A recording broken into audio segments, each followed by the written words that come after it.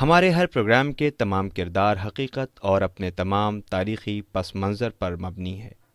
اس میں ہر طرح کے خیالی اور میتھیکل پہلوؤں سے پرہیز کیا گیا ہے، لیکن ویژول سچویشن کے اعتبار سے بعض جگہ پر اسکیچ ٹیکنک سے کام لیا گیا ہے، جو تصوراتی ہوتے ہوئے بھی حقیقت سے بہت قریب ہے۔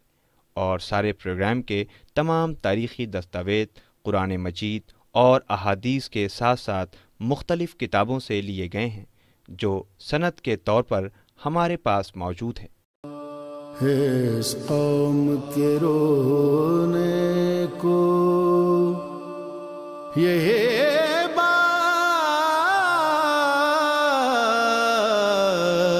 بڑی ہے، زہرا بھرے دربار میں حق مانگ رہی ہے۔ اعوذ باللہ من الشیطان الرجیم، بسم اللہ الرحمن الرحیم۔ ناظرین السلام علیکم، میں ہوں سمینہ زیدی، حاضر ہوں لے کر آپ کے سامنے صدیقہ کبریٰ جناب فاطمہ زہرا سلام اللہ علیہا کے خطبوں کے سلسلے میں ہمارا خصوصی پروگرام حضرت زہرا سلام اللہ علیہا اور مطالبہ حق حضرت فاطمہ زہرا سلام اللہ علیہا کے اس خطبے کو میں ایک سیریز کی صورت میں آپ کے سامنے پیش کروں گی۔ اس سیریز کا دوسرا حصہ آج آپ کے سامنے حاضر ہے۔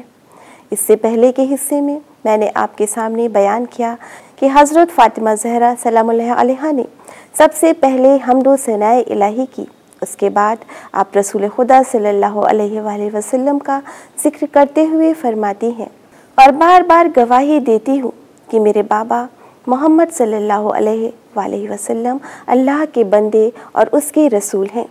خدا نے رسالت کا منصب دینے سے پہلے انہیں اس عہدے کے لیے چن لیا تھا، اور اس نے ابھی پیدا بھی نہیں کیا تھا کہ جہاں جہاں چاہا آپ کا نام روشن کر دیا، یہاں تک کہ کار نبوت سے پہلے نگاہ قدرت آپ کو اس مقصد کے لیے منتخب کر چکی تھی۔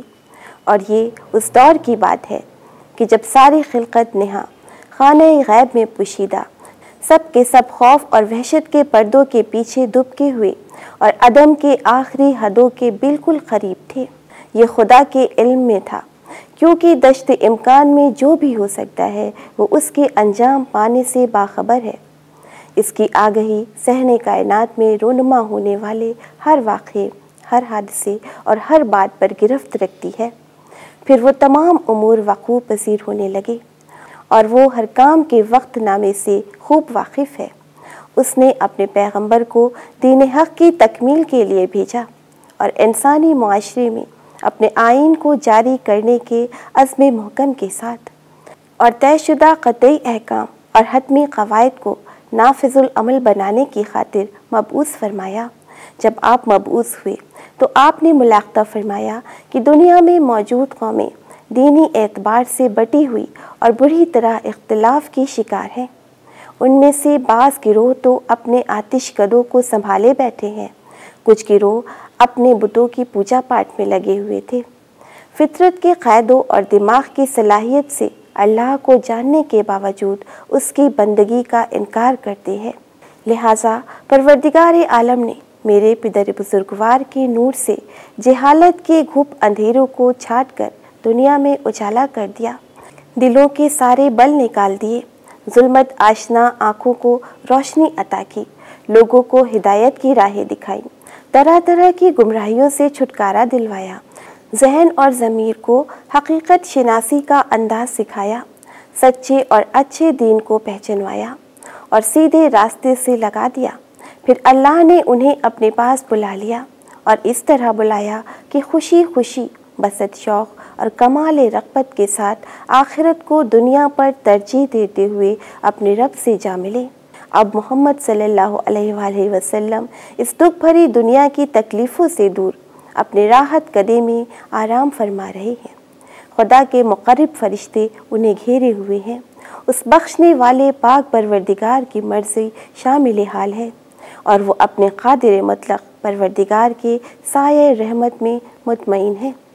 خدا کا درود میرے باپ پر اور اس کے نبی، اس کے وحی، اس کے امین، اس کے برگزیدہ اور ساری خلقت کے منتخب کیے ہوئے پسندیدہ بندے پر ان کی خدمت میں سلام اور اللہ کی رحمت اور برکت ان کے ساتھ ساتھ رہے۔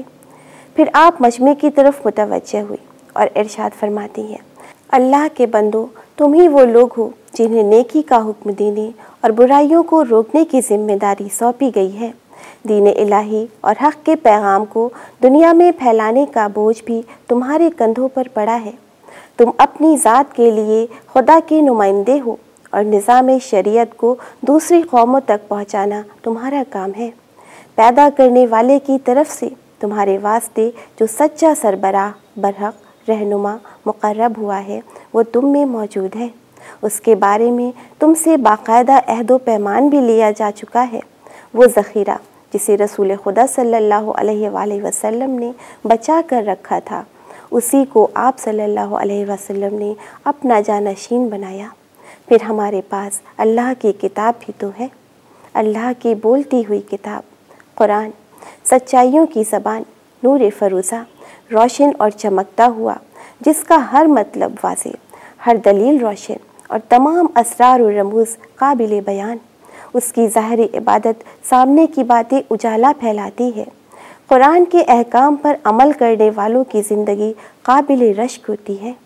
اس کی پیروی بہشت کا راستہ دکھاتی ہے۔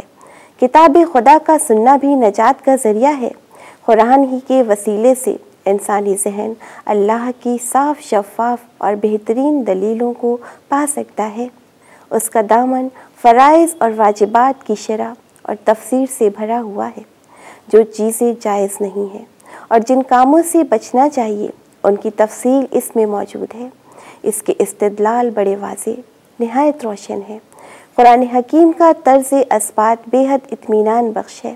اس میں حسن اخلاق کو اپنانے اور مستحب اعمال بجا لانے کی ترغیب بھی ہے، اور زندگی کے جن شعبوں میں قانونی سہولتیں عطا ہوئی ہیں ان کی وضاحت سے بھی اس کے اوراف سجے ہوئے ہیں۔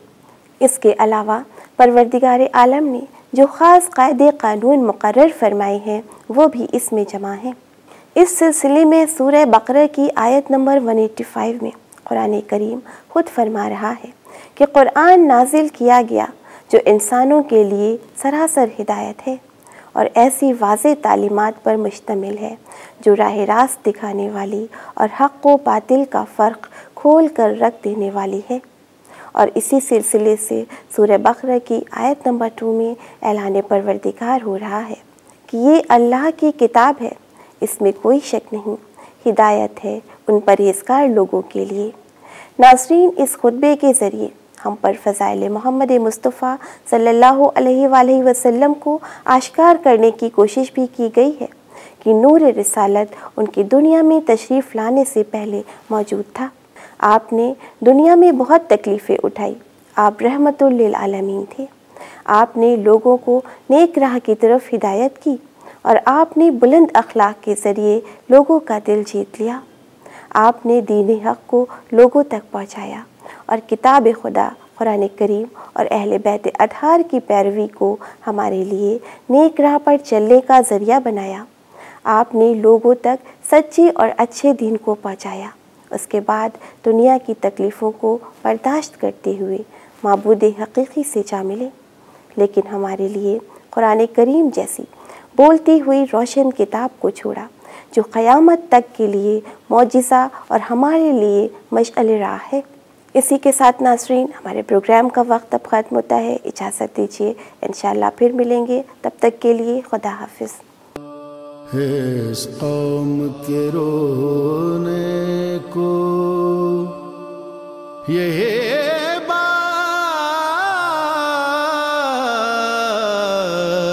بڑی